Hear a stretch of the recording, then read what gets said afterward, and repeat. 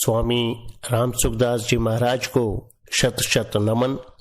आज मैं आपके सामने महाराज जी का वो अद्भुत उद्बोधन प्रस्तुत कर रहा हूं जो उन्होंने अपनी वसीयत बताने के ठीक पहले दिया था।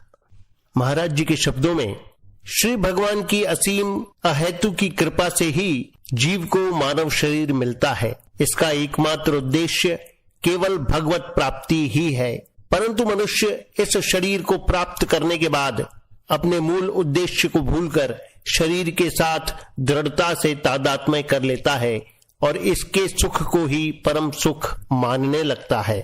शरीर को सत्ता और महत्ता देकर उसके साथ अपना संबंध मान लेने के कारण उसका शरीर से इतना मोह हो जाता है कि इसका नाम तक उसको प्रिय लगने लगता है। शरीर के सुखों में मान बढ़ाई का सुख सबसे सूक्ष्म होता है। इसकी प्राप्ति के लिए वह झूठ, कपट, बेईमानी आदि दुर्गुण दुराचार भी करने लग जाता है।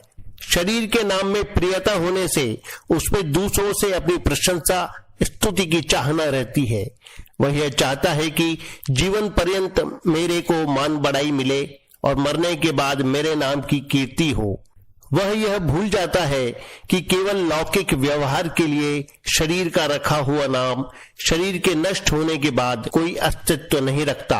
इस दृष्टि से शरीर की पूजा, मान आदर एवं नाम को बनाए रखने का भाव किसी महत्व का नहीं है, परंतु शरीर का मान आदर एवं नाम की स्तुति प्रशंसा का भाव इतना व्यापक है कि मनुष्य अपने तथा अपने प्रियजनों के साथ तो ऐसा व्यवहार करते ही हैं, प्रत्युत जो भगवद आज्ञा, महापुरुष वचन तथा शास्त्र मर्यादा के अनुसार सच्चे हृदय से अपने लक्ष्य यानी भगवत प्राप्ति में लगे रहकर इन दोषों से दूर रहना चाहते हैं, उन साधकों के साथ भी ऐसा ही व्यवहार करने लग जाते हैं।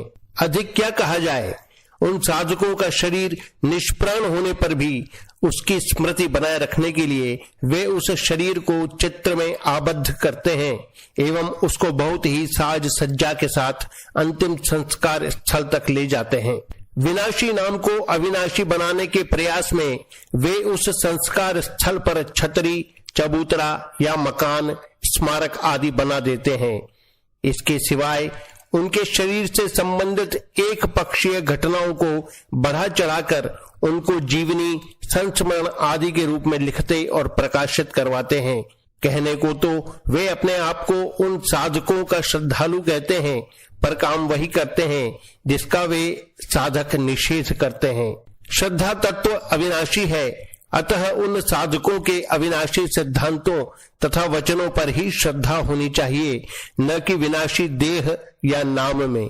नाशवान शरीर तथा नाम में तो मोह होता है, श्रद्धा नहीं, परंतु जब मोह ही श्रद्धा का रूप धारण कर लेता है तभी ये अनर्थ होते हैं। अतः भगवान के शाश्वत, दिव्य, अलौकिक श्री विग्रह की पूजा तथा उनके अविनाशी नाम की स्मृति को छोड़कर इन नाशवान शरीरों तथा नामों को महत्व देने से न केवल अपना जीवन ही निरर्थक होता है, प्रत्युत अपने साथ महान धोखा भी होता है। वास्तविक दृष्टि से देखा जाए तो शरीर मल मूत्र बनाने की एक मशीन ही है। इसको उत्तम से उत्तम भोजन या भगवान का प्रसाद खिला दो तो वह मल बनकर निकल जाएगा, तथा उत्तम से उत्तम पेय या गंगा जल पिला दो तो वह मूत्र बनकर निकल जाएगा। जब तक प्राण है तब तक तो यह शरीर मल मूत्र बनाने की मशीन है, और प्राण निकल जाने पर यह मुर्दा है जिसको छू लेने पर स्नान करना पड़ता है।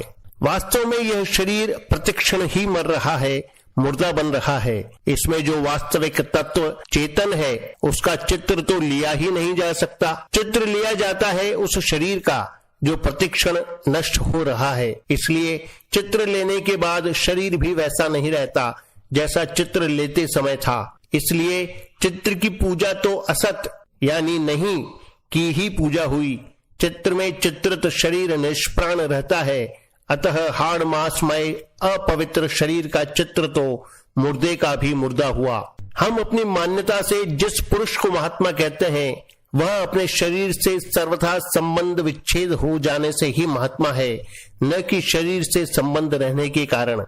शरीर को तो वे मल के समान समझते हैं, अतः महात्मा के कहे जाने वाले शरीर का आदर करना मल का आदर करना हुआ। क्या यह उचित है? यदि कोई कहे कि जैसे भगवान के चित्र की पूजा आदि होती है वैसे ही महात्मा के चित्र की भी पूजा आदि की जाए तो क्या आपत्ति है? तो यह कहना भी उचित नहीं है, कारण कि भगवान का शरीर चिन्मय एवं अविनाशी होता है, जबकि महात्मा का कहा जाने वाला शरीर पांच भौतिक होने के कारण जड़ एवं विनाशी होता है। भगवान सर्वव्यापी है, अतः वे चित्र में भी हैं, परंतु महात्मा की सर्वव्यापकता शरीर से अलग भगवान की सर्वव्यापकता के ही अंतर्गत होती है। एक भगवान के अंतर्गत समस्त महात्मा है, अतः भगवान की पूजा के अंतर्गत सभी महात्माओं की पूजा स्वतः हो जाती है। यदि महात्माओं के हाड़ मांस में शरीर की तथा उनके चित्रों की पूजा होने लगे तो इससे पुरुषोत्तम भगवान की ही पूजा में बाधा पहुंचेगी, जो महात्माओं के सिद्धांत से सर्वथा विपरीत है। महात्मा तो संसार में लोगों को भगवान की ओर लगाने के लिए आते हैं, न कि अपनी ओर लगाने के लिए। जो लोगों को अपनी ओर अपने ध्यान पूजा आदि में लगाता है वह तो भगवत विरोधी होता है। वास्तव में महात्मा कभी शरीर में सीमित होता ही नहीं। वास्तविक जीवनी या चरित्र वही होता है जो सांगो पांग हो, अर्थात जीवन की अच्छी बुरी, सद्गुण दुर्गुण, सदाचार दुराचार आदि सब बातों का यथार्थ रूप से वर्णन हो। अपने जीवन की समस्त घटनाओं को यथार्थ रूप से मनुष्य स्वयं ही जान सकता है। दूसरे मनुष्य तो उसकी बाहरी क्रियाओं को देखकर अपनी बुद्धि के अनुसार उसके बारे में अनुमान मात्र कर सकते हैं, जो प्रायः यथार्थ नहीं होता। आजकल जो जीवनी लिखी जाती है उसमें दोषों को छिपाकर गुणों का ही मिथ्या रूप से अधिक वर्णन करने के कारण वह सांगोपांग तथा पूर्ण रूप से सत्य होती ही नहीं। वास्तव में मर्यादा पुरुषोत्तम भगवान श्री राम के चरित्र से बढ़कर और किसी का चरित्र क्या हो सकता है। अतः उन्हीं के चरित्र को पढ़ना सुनना चाहिए और उसके अनुसार अपना जीवन बनाना चाहिए। जिसको हम महात्मा मानते हैं उसका सिद्धांत और उपदेश ही श्रेष्ठ होता है, अतः उसी के अनुसार अपना जीवन बनाने का यत्न करना चाहिए। उपर्युक्त सभी बातों पर विचार करके मैं सभी परिचित संतों तथा सद्गृहस्थों से एक विनम्र निवेदन प्रस्तुत कर रहा हूँ। इसमें सभी बातें मैंने व्यक्तिगत आधार पर प्रकट की हैं, अर्थात मैंने अपने व्यक्तिगत चित्र, स्मारक, जीवनी आदि का ही निषेध किया है।